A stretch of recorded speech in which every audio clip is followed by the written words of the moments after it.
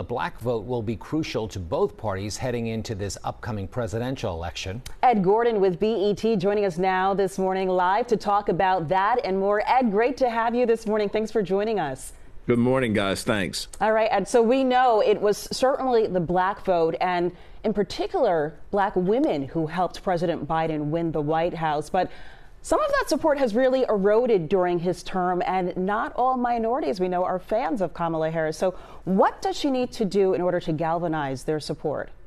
I think we need to be careful when we talk about the black vote. It's not monolithic. I don't know if it was as much erosion as it was disenchantment with the idea that things perhaps had not been as grand as many in the black community had believed.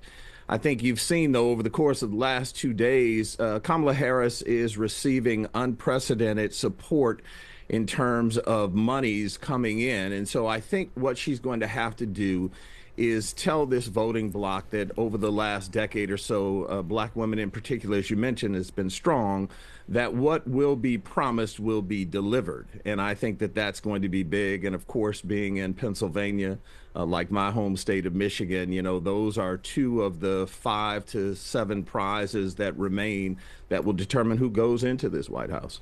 So, Ed, I have to ask, what about the Trump campaign? What would Republicans need to do to secure the black vote?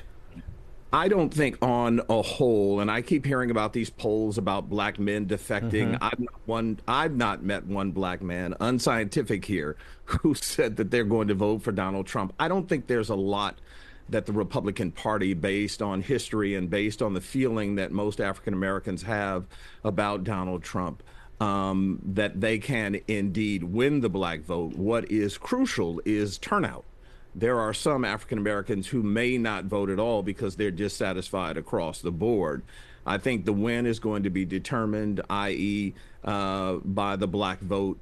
For instance, Philadelphia is going to be crucial. Obviously, the African American population there in winning Pennsylvania. So while I don't think that they have a chance of winning the black vote, that apathy could, in fact, come into play.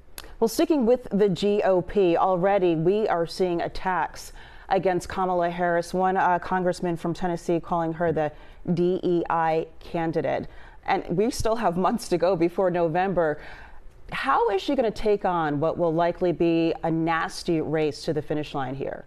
Well, I think that she's ready for that. I know that many in the White House were gearing up for that kind of language, that kind of vitriol, as I've talked to many people as we prepared to sit down and talk with President Biden last week.